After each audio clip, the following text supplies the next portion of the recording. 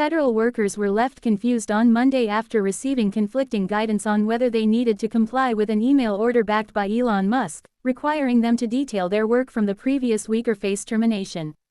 Just 2 days after sending out an email asking, "What did you do last week?" the Office of Personnel Management (OPM) clarified that responses were voluntary and that each agency would decide how to proceed. However, the situation quickly became more complicated as President Donald Trump weighed in, stating that those who did not comply with Musk's demand would either be fired or semi-fired. Later that evening, Musk reiterated his position, giving workers a final chance to comply with the request. The email, sent by the OPM on Saturday, instructed recipients to provide 5 examples of their work from the past week, excluding any classified information. Workers were asked to submit their responses by the end of Monday.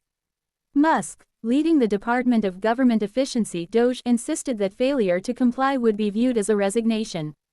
The email sparked backlash, with federal worker unions and activist groups filing a lawsuit in California to block the mandate.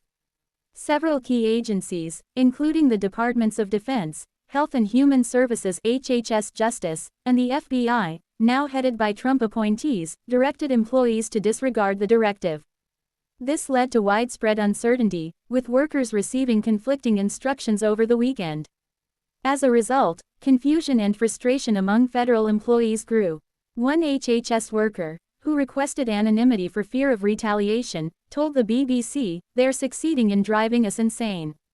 Later on Monday, OPM held a call with federal human resources heads and clarified that it was up to each agency to decide how to handle the directive. That afternoon, President Trump praised Musk's initiative, calling it genius. He remarked, "We're trying to find out if people are working, and so we're sending a letter to people, please tell us what you did last week. If people don't respond, it's very possible that there is no such person or they're not working." Trump further stated, "If you don't answer, you're sort of semi-fired or you're fired because a lot of people aren't answering because they don't even exist." Musk, standing by his actions, explained he was following the president's instructions and gave employees one more chance to comply by the end of Monday. Failure to respond a second time will result in termination, he stated.